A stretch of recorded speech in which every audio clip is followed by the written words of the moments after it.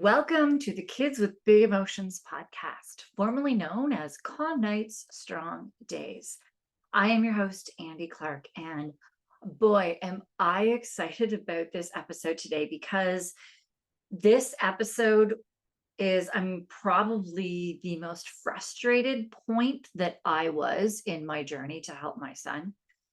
And I know through speaking with many other parents that it is also their biggest frustration.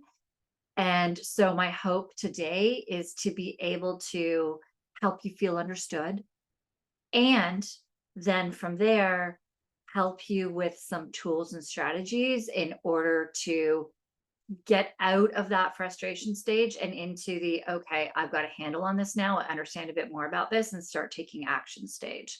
So super excited to dive into this. And and yeah, let's just get started.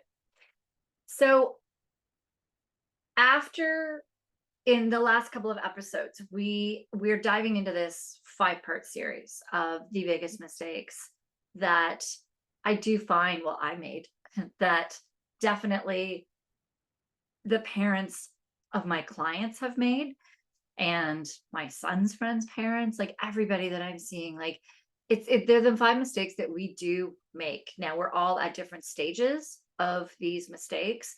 So if you're past this one, oh my gosh, definitely I would love to find out how you got past it yourself.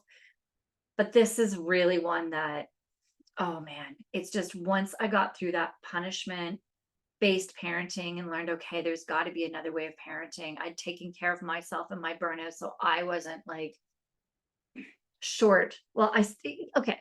I want to say not short with my kids, but I am sometimes still, right? Nobody's perfect. Everybody goes through things. We all have good days and bad days. And man, perimenopause can definitely play a role in that one sometimes. All of these things can still be happening. So it's not perfect, but I have changed the way that I parent and I am not in burnout anymore. So I'm not in those lows exhaustion where I can't deal with even the most minor things with my kids anymore. And I have the energy to deal with the big things. Do I always handle them correctly? No, but I do more often than I used to, for sure. And so that gets us into this third mistake, which is where I got to the point where I was like, okay, my child's struggling. He's in school. He was getting anxiety. Oh, going to school, almost feeling like he was going to throw up, getting more angry, struggling to walk the closer, like you could just see his body shutting down the closer and closer we got to school. It was hard to watch. And there'd be days I'm like, fine, you know what? Don't go in there. Just come home with me. Or I was getting calls from his teacher. I was getting calls about outbursts and things. And I was like, okay, you know, in one hand, I truly felt that in a class of 30, it's really, really hard for a teacher to be able to handle my son's outbursts. They were quick. And the teacher was said that when he would hear the yelling or somebody say ow because he had hit or kicked, that he'd turn. And the only reason he knew that it was my child was because everybody was looking at my child. Other than that, he wouldn't have known because it stopped. Like it almost stopped as quick as it started. It was that impulse, that initiation where he just can't stop doing inhibition, where he can't stop. That's the word I was looking for. He can't stop doing, when his bucket is full, when his stress system is to the max, when that shark had come out in him and he was on the alert, on the prowl, he needed to attack. And he did not have the inhibition to be able to stop that. And so I would get calls from the teacher saying, like, he's done. And I had made it known to the teacher, call me when he's done. I live 10 minutes, like walk away. I work from home. If I'm not in the middle of a meeting, I can leave right away. If not within the hour, I can be there, come get him. Because I didn't feel that, well, it was right for my son when he's in the middle of this like heated shark moment and he's totally, and then switching to clownfish where the anxiety kicks in and just, oh man, just he's in like feeling guilty for what had happened and feeling really bad and feeling angry and frustrated and having all these emotions inside him. For the teacher, like it's really hard for them to stop and work with my son on all of these things, because it's not just an in the moment process, especially with all of the other chaos still going on in a classroom. So that was where I wasn't expecting the teacher, but I expected that the I don't even know what to call them, the counselor in elementary, I can't remember what their name, their title was, their special education specialist, the person that helps kids with their struggles, so helps kids. It's not a special education specialist. I totally don't know their name or their title, but I did reach out to them and said, okay, we need some help. This is what's been going on. I actually, it's by that point been pulling him out on Tuesdays and Thursdays. He's managing 3 days a week, but not even. Sometimes I'm still getting calls on Friday. And oh my gosh, I expected that they'd be like, yeah, we've had kids like this before. This is what we can do. And they would have all of the supports and knowing how to do things. And it was the opposite. I never felt more misunderstood. I never felt more demeaned than I had in my life. Basically saying things in my child were in their head, that this really wasn't a big issue. And I'm going to tell you, I got to the point where I was worried. He's grade 4, going into grade 4. So this is grade 3. I was worried that he might harm himself. And they're telling me, basically making me feel like this was pretty much in my head. It's not a big deal. There's nothing to worry about. Like, he's a smart kid. His grades are great. So everything's fine. And I'm like, oh, no, like this isn't happening, but I didn't know what to do. I had a neighbor who had dealt with the system, and she's like, hey, you need to ask for this type of a meeting. You need to set this up and do that. I'm like, okay. So I did it. I set up the meeting. I had the principal, the vice principal, I had the teacher in the room. I had this specialist in the room. My husband and I were there. And I just really was more demeaned and more like I did not come out of there with any solutions whatsoever. They basically were saying, because I kept saying, well, one of his issues is that he's bored. And that was the one that I knew at the time. I didn't know about other struggles, of which I'm definitely going to dive into in this episode. I didn't know about those struggles. And I know boredom is huge. There are studies done on boredom and how boredom can really create so many harmful emotions: depression, harming yourself, frustration, anger, anxiety, all of these things. My son basically for the first few months of school loved it, because he got to sit and read any books he wanted. He would bring all these like huge, 500-page chapter books and go through, the Warriors series. He would go through like 1 to 2 books a week, at least in class, sometimes more. And so there's 30, 40 books in that series. He was flying through them and enjoying them. But once he got through the series, and getting other books, he just got really bored sitting there and listening to the conversations and things that were happening. He'd be like, why do they kids ask these questions? I don't know.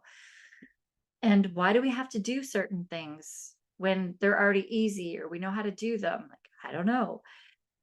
And so they wouldn't address the boredom. They said, well, he didn't get into gifted.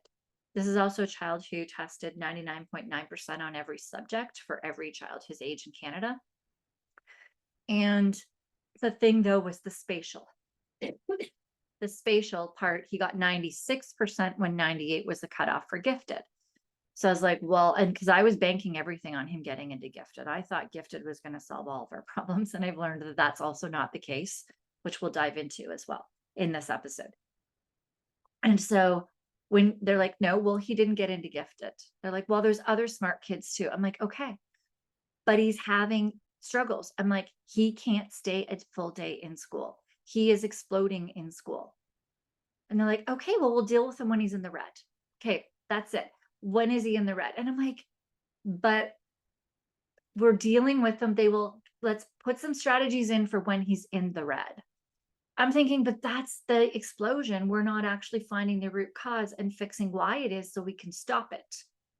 And when you're constantly fixing somebody in the red, just having strategies for somebody who is in the red, then that child is never feeling understood, which brings out their shark, which brings out their anxiety, or puts them more in a turtle shell even more, where they just close up even more. And I'm like, but we're not looking at the solution. They're like, but he didn't get into gifted. I'm like, okay, but what can you do in the classrooms? They're like, he didn't get into gifted. And his teacher was so quiet. And I understand now, like, this is a school where the principal wasn't very, there were so many struggles with that principal. You would see the light just go out in these teachers as the school year went, with the amount of, they weren't supported and the amount that she was controlling. This goes back to my punishment, the respect, the all of that. When we go into that punishments mistake that I spoke of, that was his principal with the teachers as well. Never allowed people to have different choices and views and opinions and thoughts. And from what I know all about stress systems, I remember going in there and thinking, wow, she is in such a heightened stress state, as my first responders were when I was working with them. I was working with them at the time, where they are in such tunnel vision that everything is a fire. So every single thing to them became a fire. They reacted so quickly to everything, every small thing. No one could even come to her with, hey, this is happening, and I think I might have a solution that's maybe out of the box, but it might work. Nope, because you have to stay in the box, stay linear, because they're such in burnout.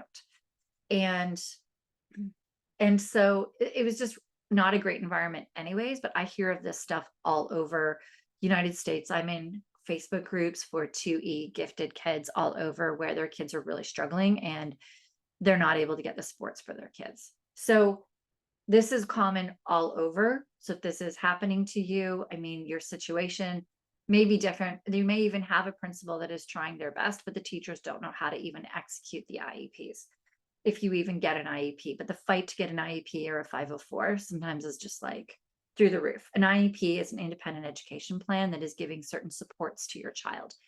Quite often, as soon as they see that the child is gifted, they think smart, doesn't need any help, these kids are fine for the rest of their life. And they're not. You and I know that the more gifted, the more aware these kids are, the more, oh my gosh, sometimes the more emotionally they struggle. Sometimes the more they struggle with social and all that, which is what I'm going to get into today. So anyways, this story was my frustration with our school system. I went in expecting this school, these teachers have been surrounded by kids like this for so long. My kid can't be the only kid like this. And I know they're not. Like, I know I've spoke to other parents at the same school, at other schools who've had the same struggles. And I expected that the school would know how to support my child.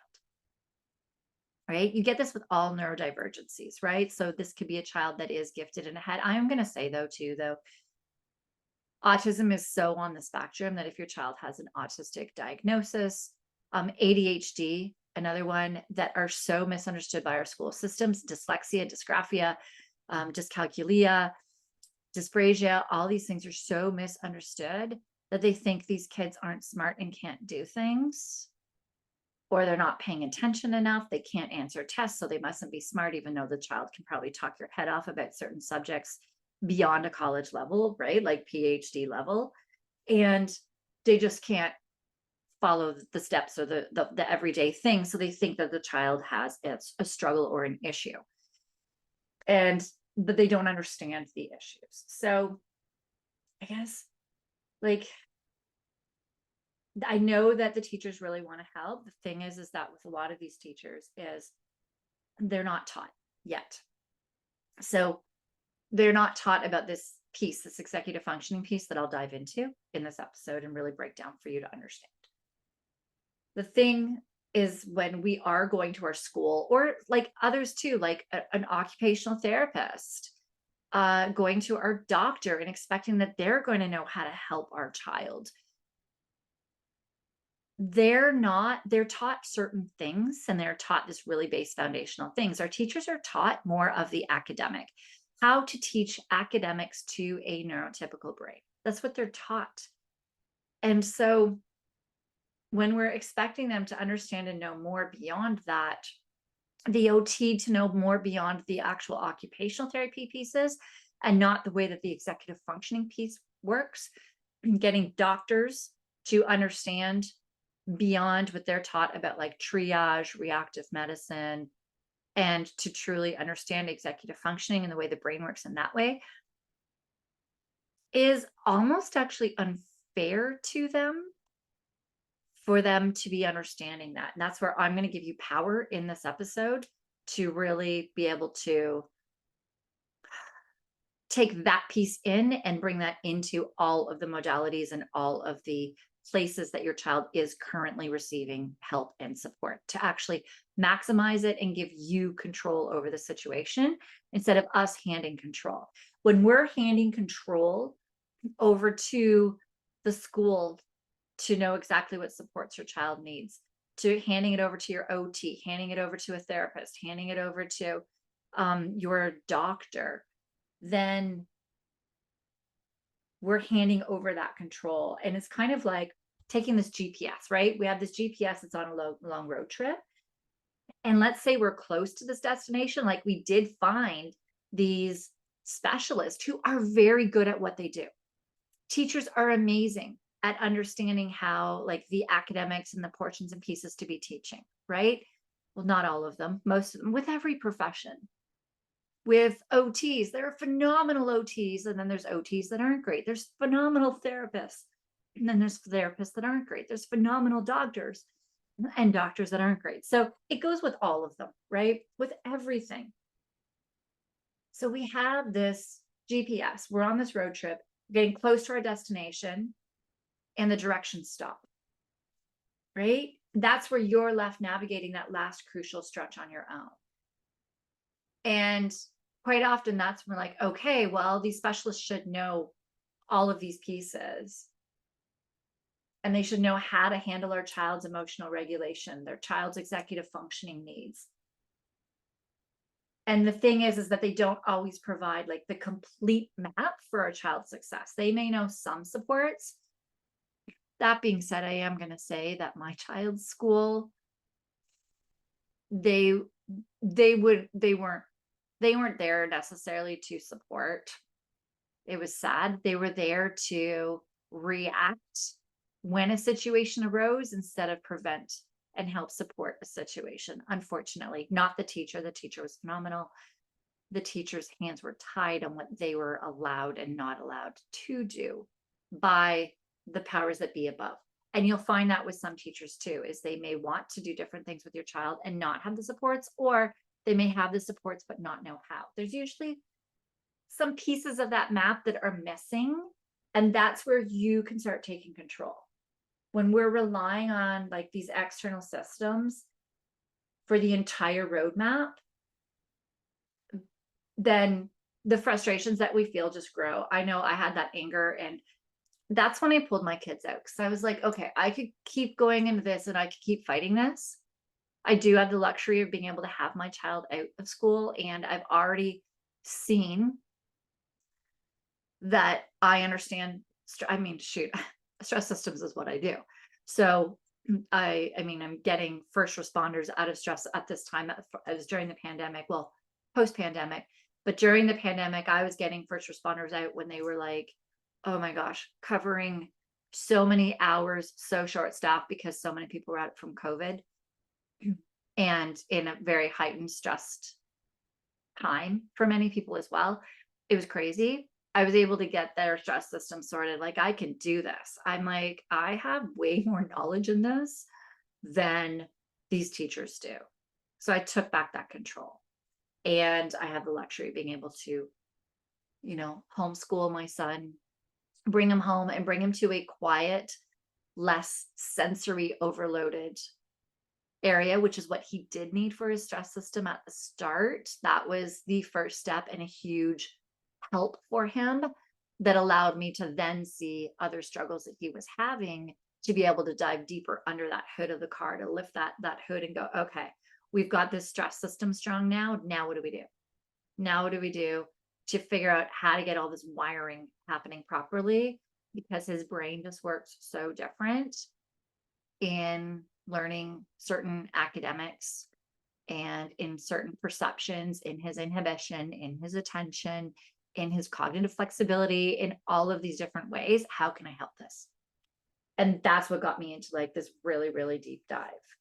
And I mean, it really is important that we can understand enough about our child that we can then offer guidance to the schools, to the specialists, to the OT, to add the missing areas and the keys that your child needs for their emotional growth, for their stress system growth, for their executive functioning growth, to actually make the OT, the doctor, the specialist, the therapist, the teacher's job actually easier. And to be able to support your child in a way that they can actually learn and grow, instead of sometimes systems being put in place where this child always has a crutch, so to say. Like in an IEP, they might give a child certain accommodations, which 100% this child needs right now. And they feel that these accommodations are the solution. When in fact, we can take these accommodations, help that child so that they can actually function now, but then work on pieces of their executive functioning system in order to be able to decrease their need for those, oh, what was the word I used again? Supports, for those accommodations, as well as plans. As a parent, we are often then telling our child what to do, when to do, how to do it, what to pack in their bag, how to do these things. And absolutely, the child needs that at the start, but we can't be doing that forever. Our children will live with us forever. And okay, you may be okay with that. I would like my children to go out on their own. I don't know, actually. I love having my kids at home.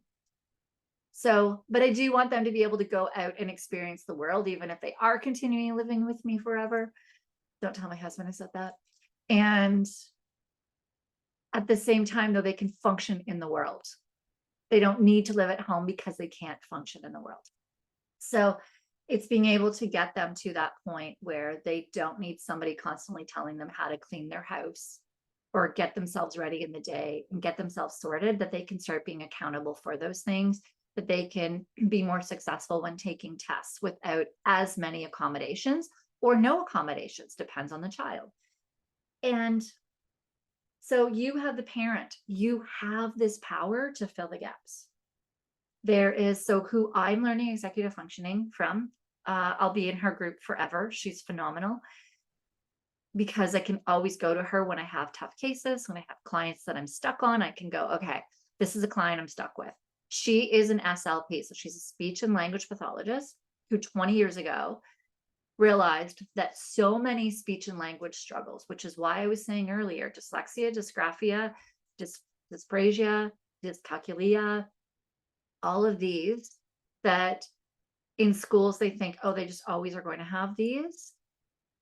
She found that the root of a lot of those are actually executive functioning struggles. And when she started working on the executive functioning struggles for the speech and language struggles that the kids that she was working with came in, then she was able to make huge strides with these kids. And so she dove deep in executive functioning, beyond that. She has some kids that, many kids that come to her clinic too, who do not even have speech and language struggles, who have executive functioning struggles and planning, attention, inhibition, cognitive flexibility, initiating and starting things, decision making, all of these, perception, all of these executive functioning struggles. And she helps work with them. She has a whole clinic with a whole team, and they all have studied under her. And then they all meet regularly to talk about what's working, what, hey, I had a client that came in with this, and this is what we work on that piece of their executive functioning system. So she has so much around her, and she's going into schools. Her dream is to be able to, which she doesn't feel she'll be able to do in her lifetime, but she's going to make a huge go at it and a huge catalyst at it, is to make executive functioning the base even before academics in school. This is what, when we say so often with our kids, especially with gifted kids, so many parents will say, my child needs help with the social. And those are all the executive functioning struggles. They're like, they're fine academically, socially, right? They can do their ABCs in kindergarten. They're reading books. They're using analog watches. They're deep into science. Their math is crazy.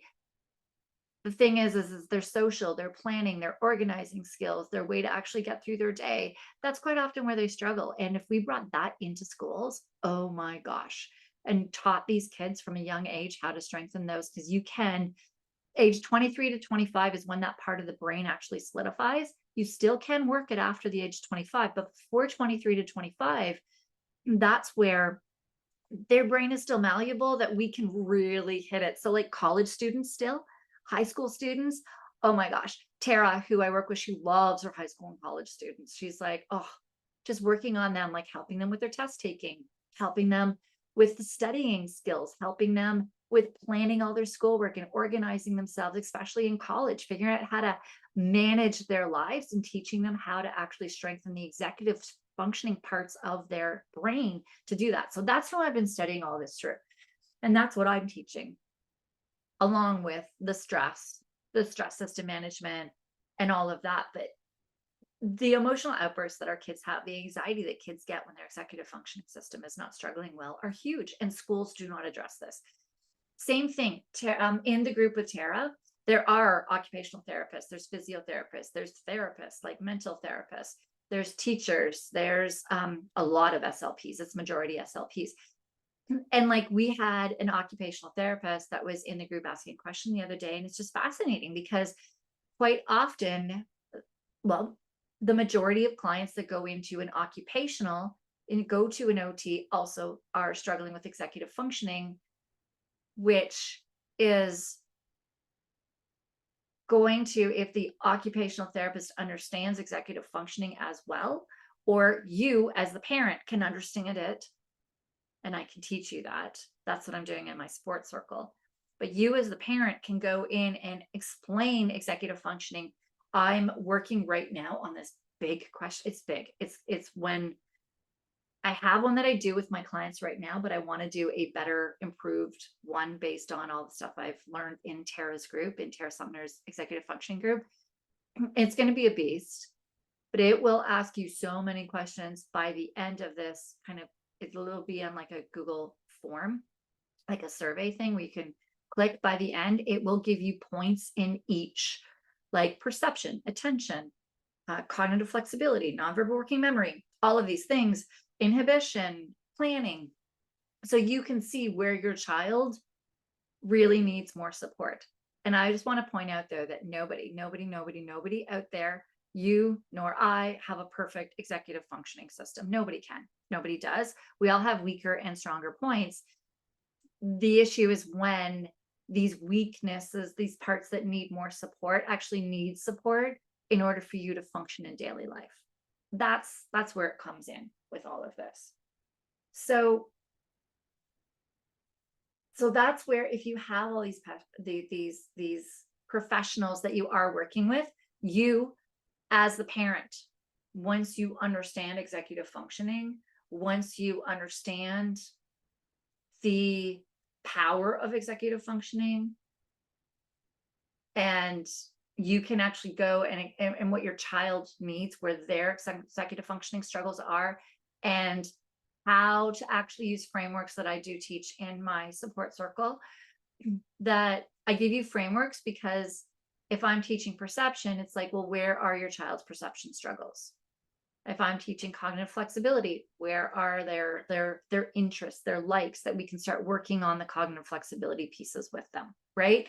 So we teach frameworks, and you can bring those frameworks into your OT. You can bring those into the classroom. You can bring those into an IEP, things like that. So the more that you understand this, the more that you can help guide these other professionals on frameworks that they can then use their school skills, their tools, their things that they're doing in their therapeutic environment that you're actually hiring them for.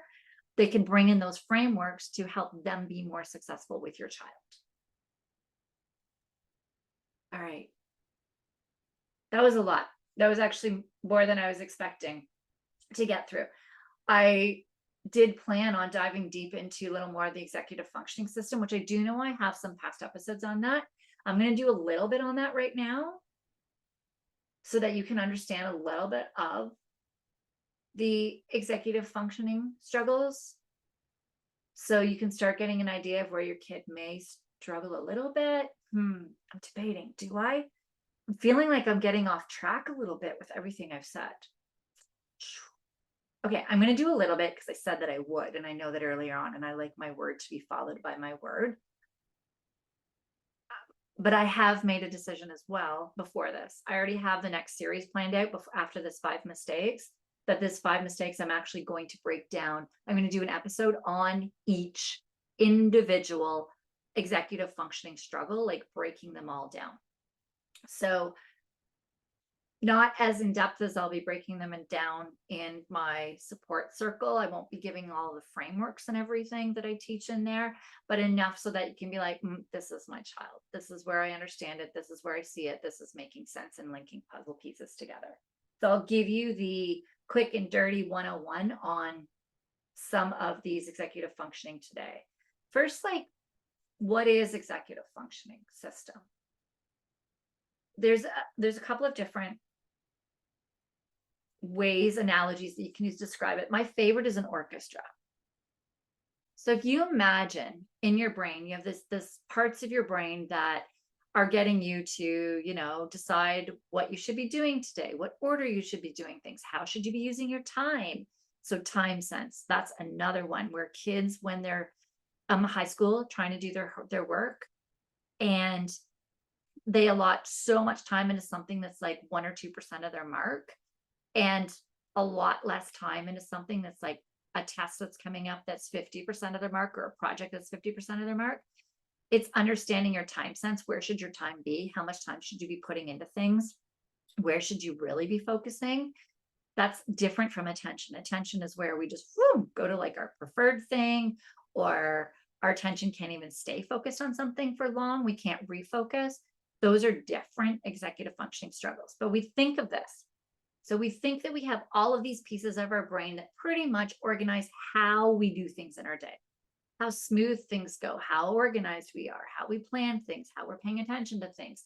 All of these, the decisions we make are pieces of our brain. And we have this manager. So we think of this like the conductor of an orchestra. And you have this orchestra who the conductor is having a really tough day. And they bring the violins in too late, and then they speed them up, but they don't speed up the rest of the piece. So the other ones are going at one pace, and the violins are going faster. And then they forget to bring in the bass, the strings, and then they're going a little bit like too fast in something and too loud. They bring in one of the sections too loud, so they're overpowering the other section, and it wasn't their time to be shining. And all of this is like an orchestra that is managing who comes in at the wrong time, at the wrong speed, at the wrong pace. That music is not going to come out the way that it was designed. It's not going to be a great piece of music. And that is like the manager of our brain. Our executive functioning manager manages all of these pieces in our brain. So we may have a child that is so smart, that is so good. I know, oh my gosh, the boy who used to live across the street was so into, he would get into autism, where like he struggled to get himself ready and out the door in the day. Like that was a struggle to get breakfast, to get his bag, even if it was already packed, and out the door.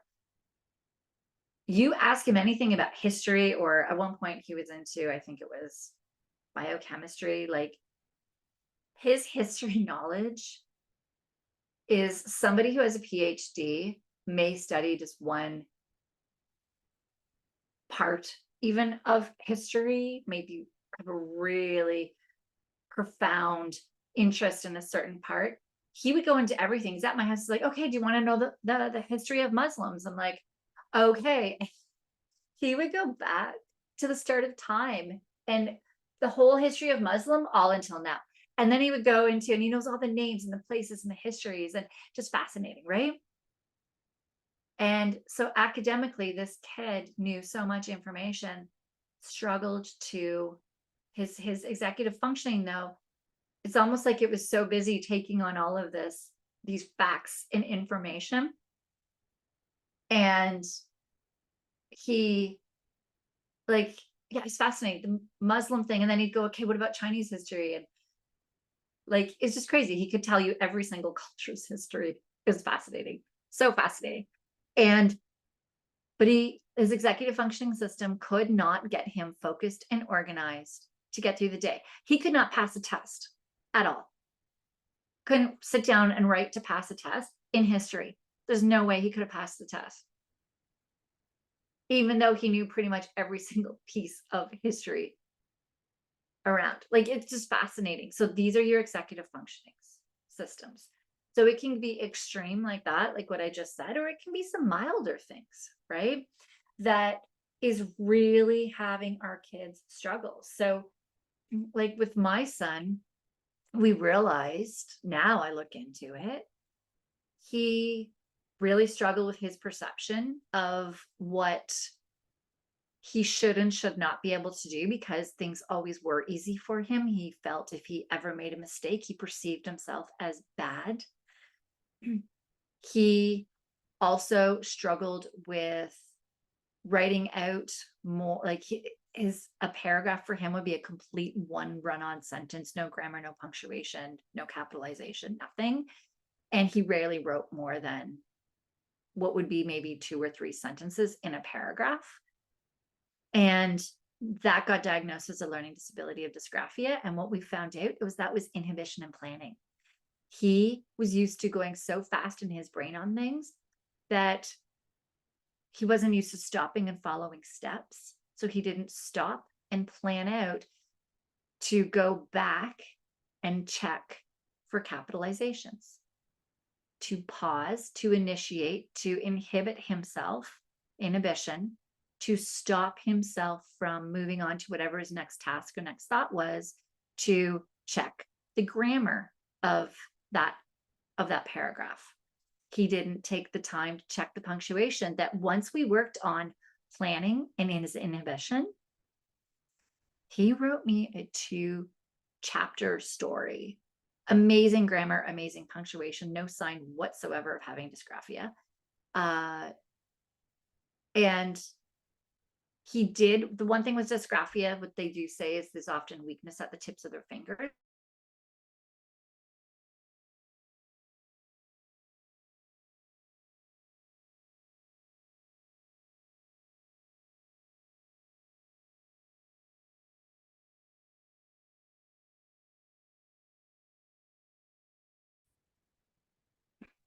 Though, like, it's fascinating when you start looking at this from an EF perspective. Sometimes what can come out as a certain diagnosis for your child is actually an EF basis in the struggle. So he was struggling with that. He was masking it. His perception was of him being a failure because of that, him being bad because of that. He had such a perception struggle on that one.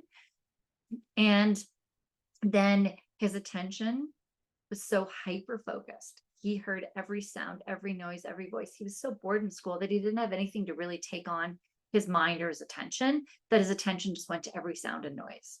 That he would then also struggle to do anything like a test or a quiz or something when there were noises in the room. He would want to, if somebody was, tapping their pencil or sighing or chewing gum or something, he would like get mad and yell at them to stop it. And so that'd be the inhibition. So that'd be the tension that was struggling him on that one, and the inhibition to be able to stop himself from exploding, and the perception of really understanding what's going on. Those are all base executive functioning skills. And those were the root cause of him struggling in school. And we're working through stuff right now. Like, his math is crazy amazing, though he really struggles with fractions. As soon as that line's in there, he's like, what the heck? So I've been breaking it down, and I'm breaking it down into smaller steps. So the planning and the inhibition, where I broke it down into actually multiple, because his math is fine. So his multiplication of fractions, because that's easy. It's top number multiplied by the bottom number. And I actually just brought in some sheets downstairs where I had grouped two, it looked like fractions, but I didn't have the line in it. So there was one, like it was maybe like 5 times 9. And then I had the next one as being 7 times 11. And so he wrote the answers to both of those questions. And once he was done, I put a line on it. I put a line in between those. So then that they were on top of one another, they looked like a fraction. Like, see, these are just fractions. So I gave him the exact same questions, exact same look, except they have a line in them now. And I've asked him to do it. And he's kind of freaking out. So I know now that that's where his struggle is as soon as the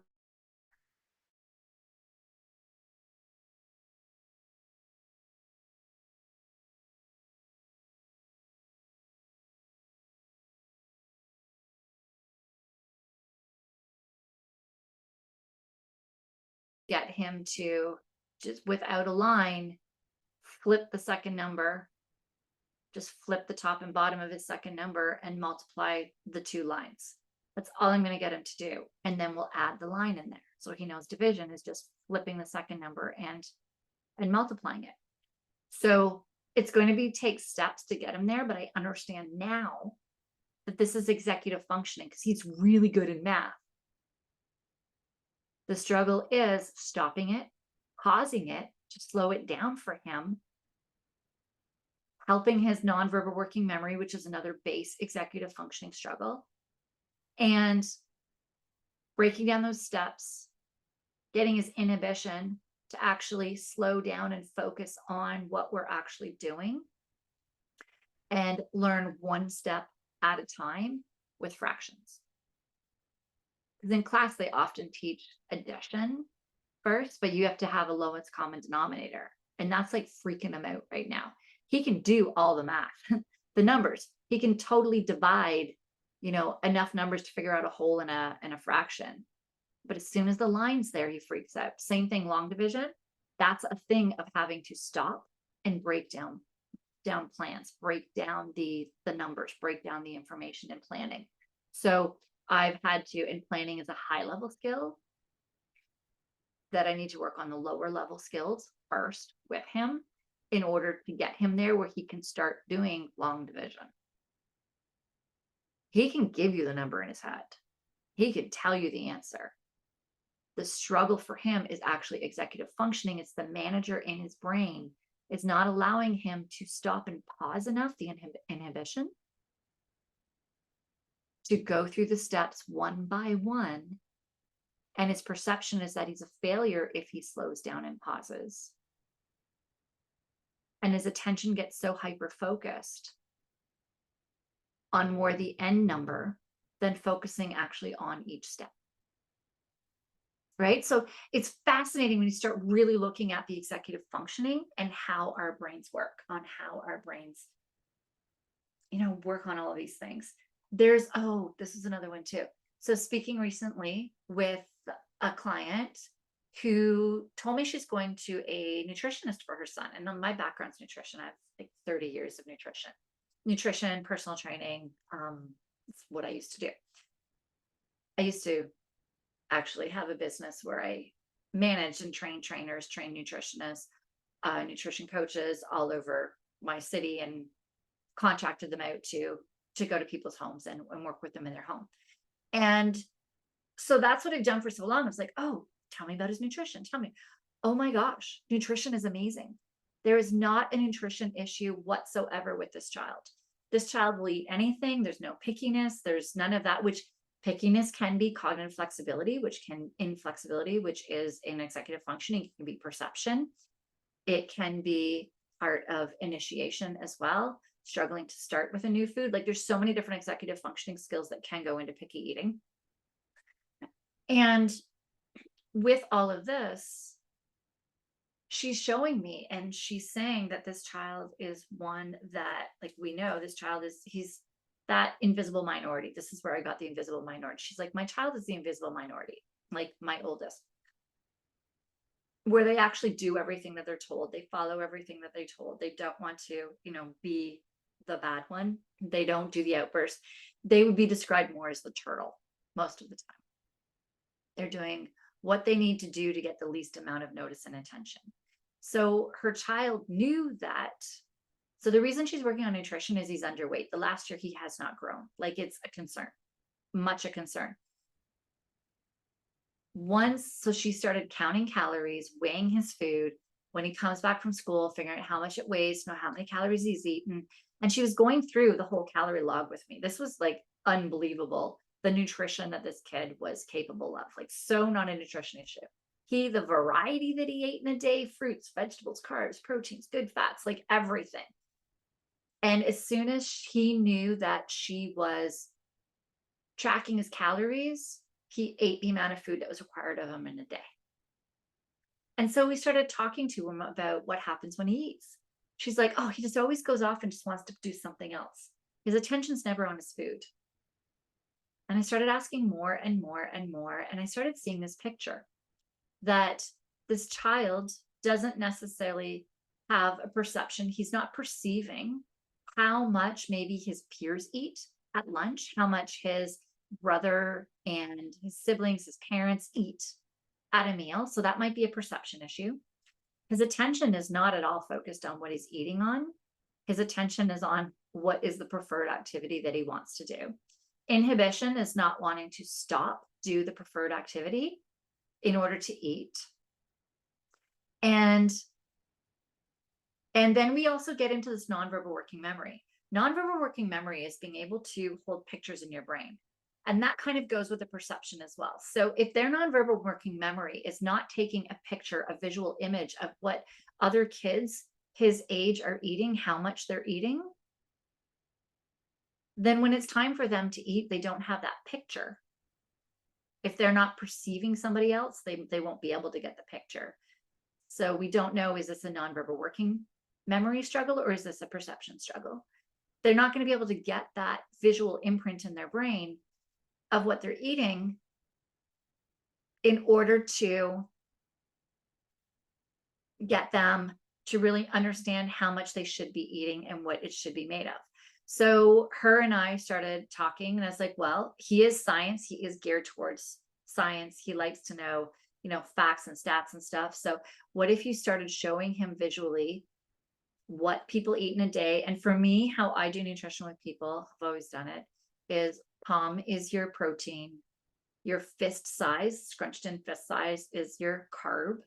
Your open hand is your veggies. You can have as many as you want, fruits and veg.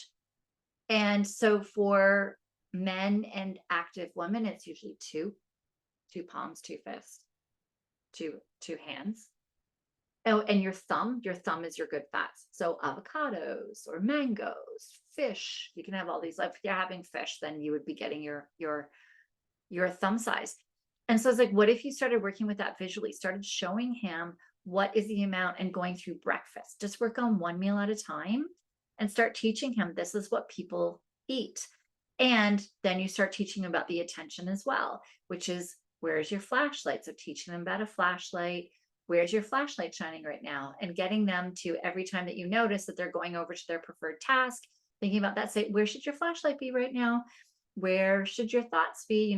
Where should your focus be? And they're like, oh, on eating breakfast. Right. And you can make it, if they struggle with 3 minutes of sitting to eat their breakfast, then you do 3 minutes of that. Then you work their way up to 4, you work your way up to 5, until they can sit there for 10, 15 minutes and eat their breakfast, or however long it takes. Depends on the child. You have some slow eaters and you have some really inhalers. So it depends, right? And so you work on that with breakfast, and then you can work on that with lunch, or probably dinner, because they're home at dinner. And eventually by that time, they're probably going to be much better with their lunch anyways. Though you could ask the teacher, this is where you're getting the control of what you're doing. And you can bring this to the teacher's attention, and whoever's in the lunchroom, maybe once if they see that their child has gone off to do something, just say, hey, have you finished all your lunch? What's your lunch plan? And this is too, you always have a plan. So there's all these steps and frameworks that I do teach in my support circle. So you would have this plan with them that you would have gone over with them first and would have taught them first. And where's your focus? What's in our plan? Oh, are you following the plan? No. Okay. Where should your focus be? Awesome. Okay, go and do that. And so you start teaching the teacher too that this is something for them. The odds are as well, if this is happening with nutrition, it may be happening with other things as well, with this child in the classroom, in the school, and in different things that they're doing. So this strategy will help their teacher also know how to handle other situations with this child. So this is empowering you to be able to, at the beginning of the year, say, hey, these are where my child struggles. These are the things that help him. This is the things that you'll see. He has a plan for this. This is how you can help him, to be instilling the plan. Right? So there's so many things and pieces with this. So hopefully that is a good understanding of executive functioning, understanding about that orchestra in the brain, understanding it's a manager. So it's not that there's something wrong with their brain. The manager isn't conducting it. So we tell these kids too, we need to teach this manager how to do their job. And we can say sometimes, hey, is the manager doing their job right now? Are they helping you, not stay focused, being able to refocus? Are they allowing your flashlight to be where it wants to be? Or are they allowing you to stop doing what that game that you're playing when you know that you should be doing something else? And you can talk about the manager in their brain. And that sometimes takes that where they don't feel bad about themselves and the way their brain is wired. It's about this manager. Let's teach this manager how to do this job. So there's all these different ways that you can frame it, that you can look at it.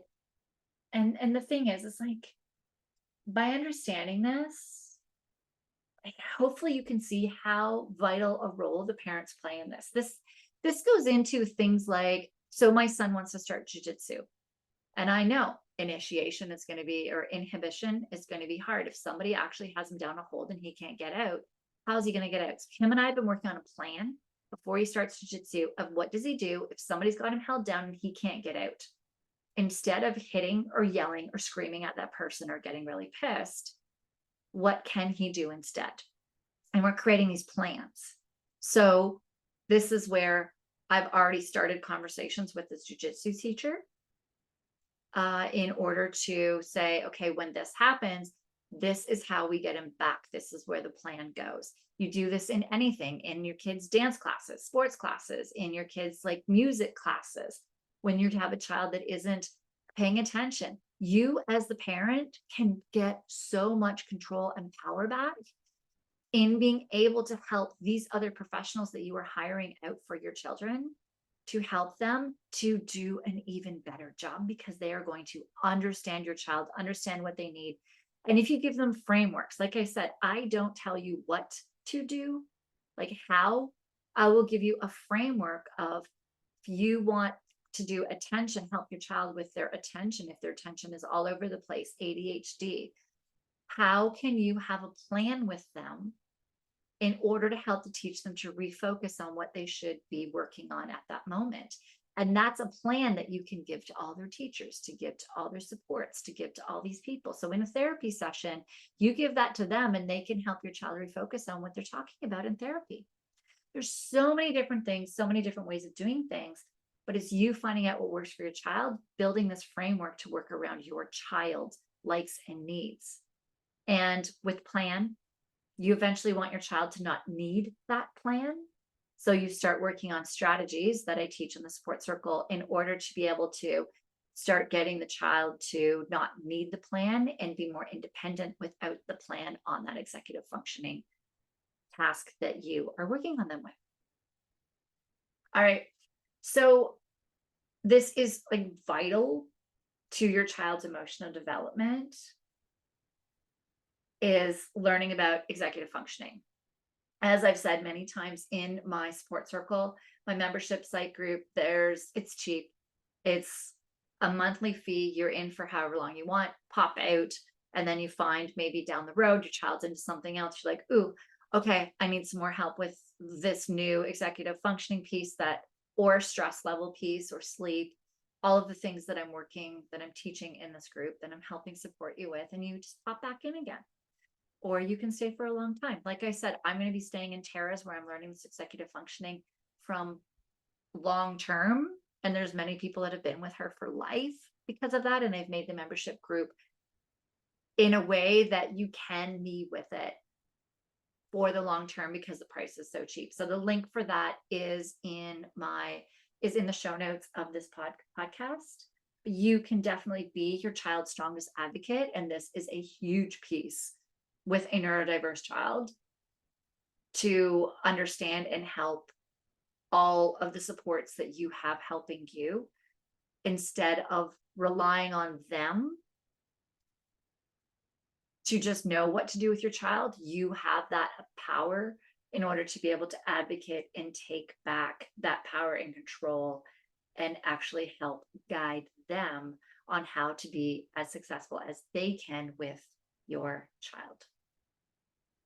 All right, that concludes this episode. I hope that I didn't talk too much. Have a habit of doing that.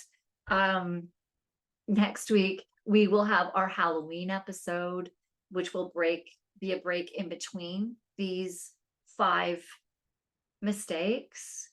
And then we'll get back to the 5 mistakes after that. The Halloween episode is a lot of stuff that I have learned through the years to help and support my kids with their neurodiversities, their hypersensitivities, and all of the fun stuff that goes along with Halloween so that they can get the most of it. So I look forward to seeing you there. Any questions, let me know. All of my links are in the show notes. You can book a call with me if you have any questions. Definitely go to the link and check out the support circle. I would love to be empowering you in that group to take more to be able to really know how to advocate for your child and know how to help them and support them the best that you can. All right. I will see you in the next episode. I am so excited.